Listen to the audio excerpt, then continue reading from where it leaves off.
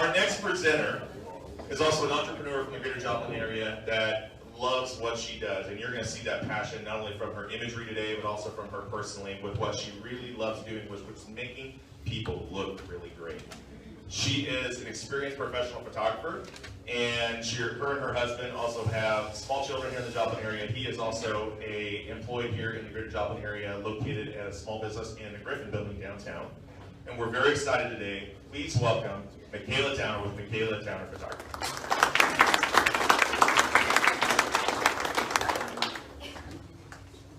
Hello, everybody. I just want to start off by saying thank you for allowing me to be one of the very first presenters at 1 Million Cups. I think that Joplin is implementing some really neat programs for small businesses and entrepreneurs, and I am honored that I get to be a small part of that. So, like I said, I'm Makala Towner of Makala Towner Photography, and my full-time job is building people's confidence through the lens of a different perspective while cultivating a sense of community over competition. How it all began. So I got my first camera in 2009 while I was in college, at Pitt State, studying business marketing, and needless to say, I was a little overwhelmed with all the settings. I just couldn't seem to get it right. So it went under my bed for several years, and I picked it back up in 2016 when I had my son. He was born with some complications, so I needed to find something that I could do from home and was going to be my own, and so that's kind of when I started my photography journey. Registered my business in 2017, kept at it, really dove in, and kind of became slightly obsessed. Read blogs, watched YouTube channels, bought courses, practiced on anyone who would let me practice on them. God bless them, because those initial pictures were horrid. But kept going until I finally got to a point in my business where I could afford my first studio. I knew at the time it wasn't my forever home, but at the same time I was really happy that I had built this business for myself and was able to afford a studio.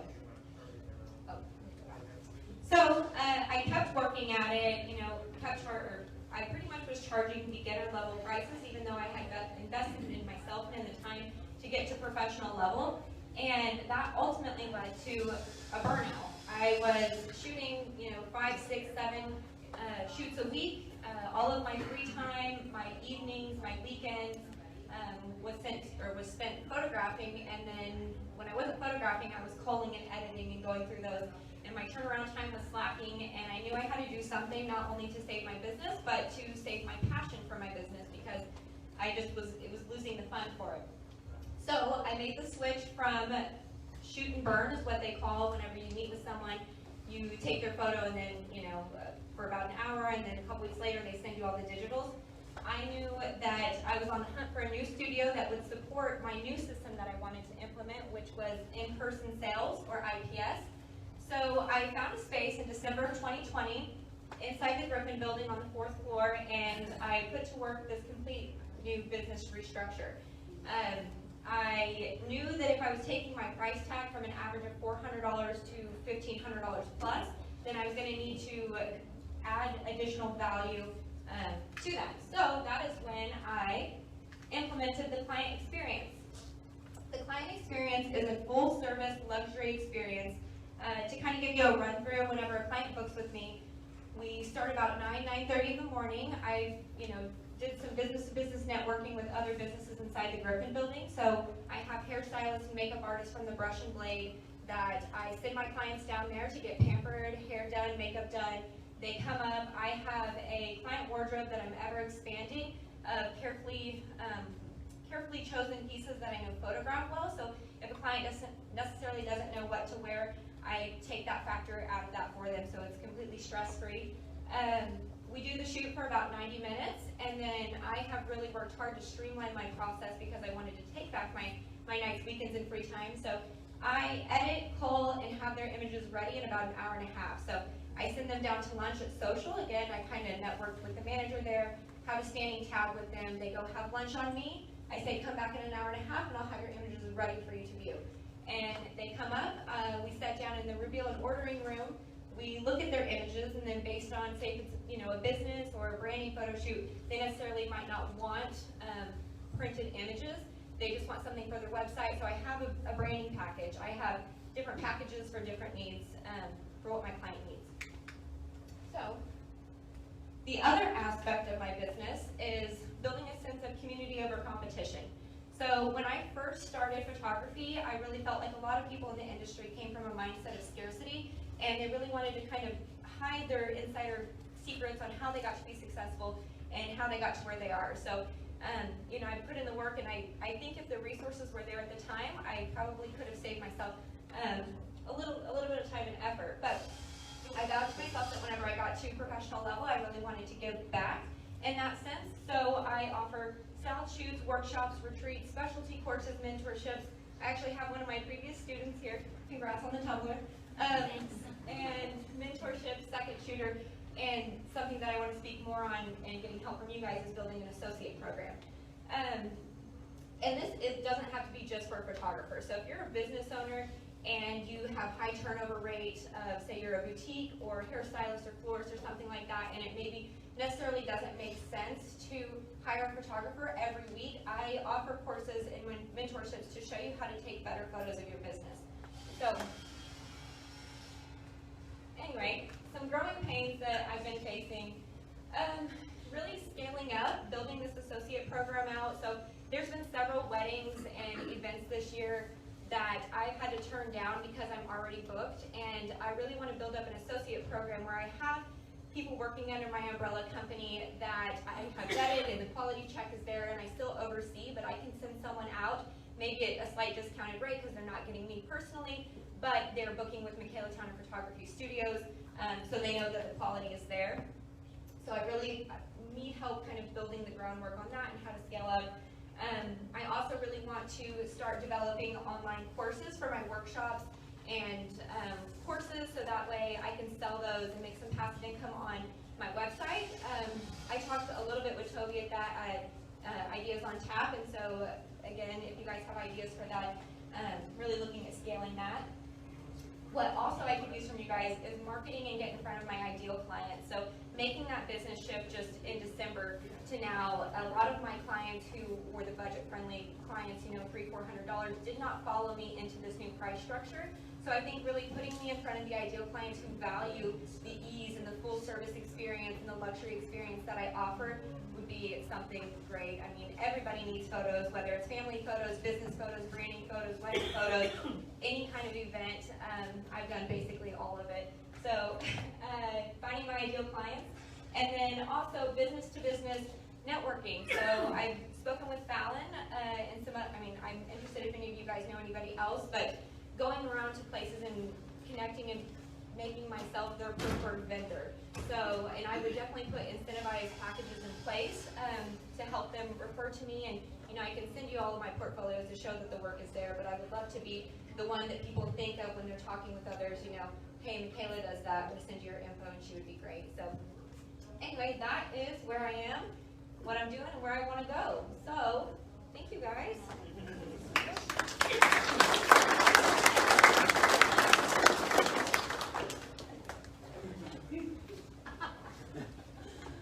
Yes. All right. So you just to be, I want to understand the teaching aspect that you want to do. I think it's really intriguing. I can't remember if we talked about this yet, but there's programs online like Teachable, which is sort of like Shopify for EDU. So the ability to actually create a course and sell those online.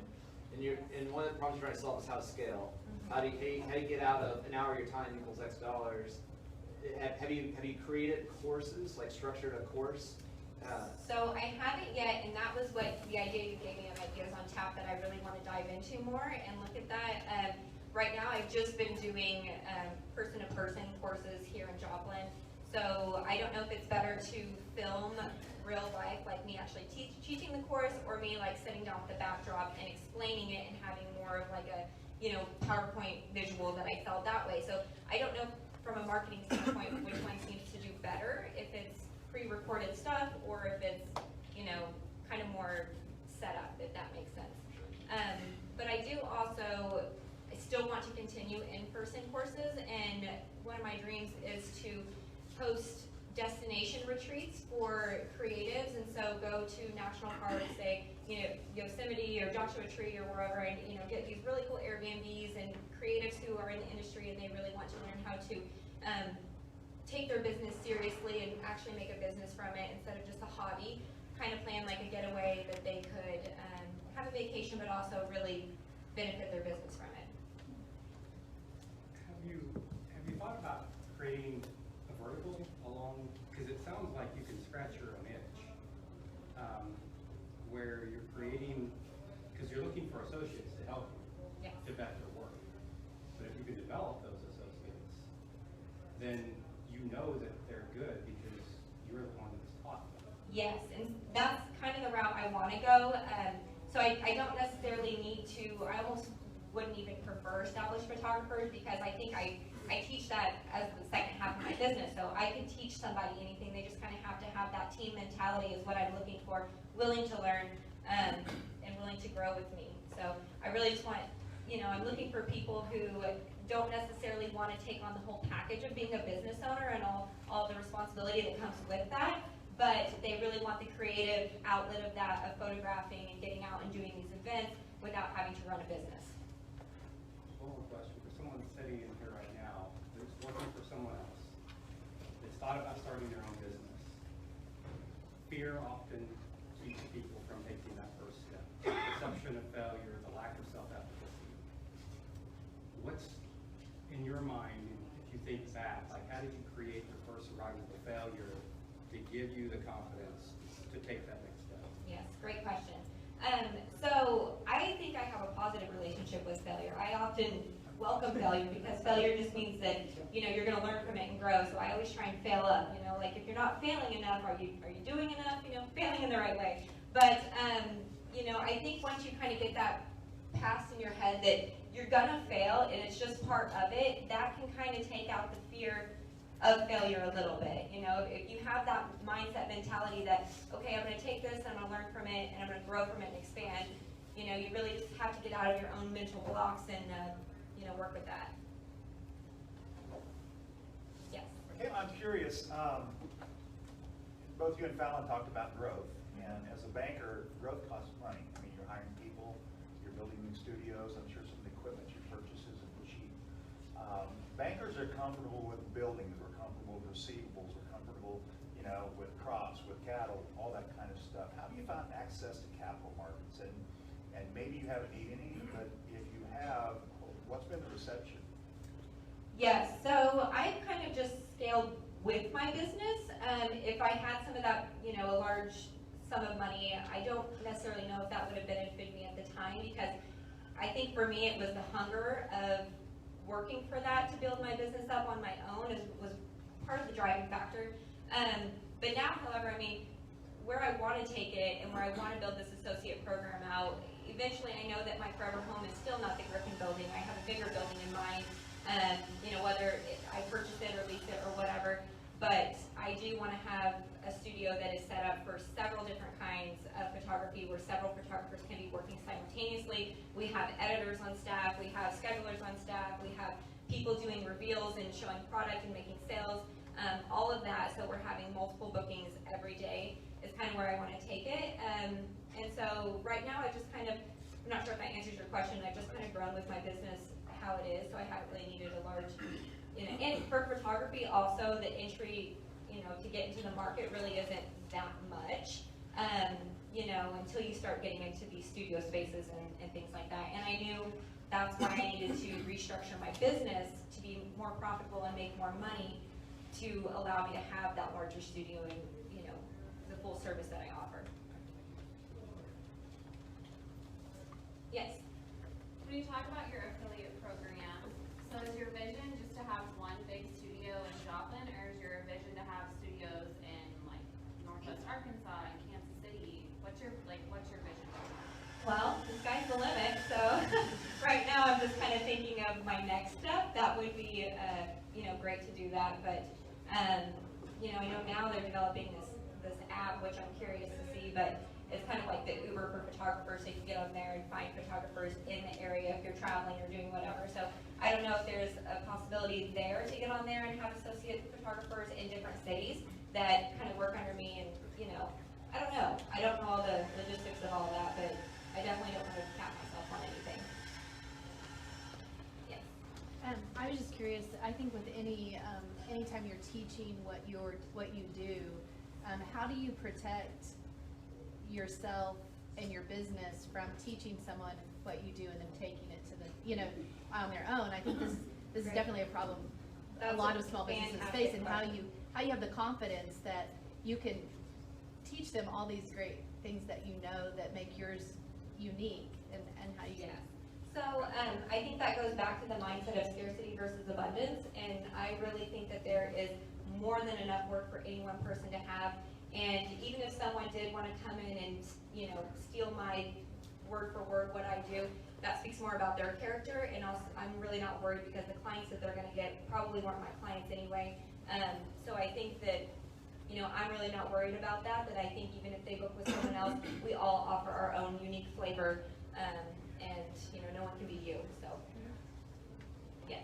Have you considered? It seems like the barriers to entry to be a photographer are somewhat low.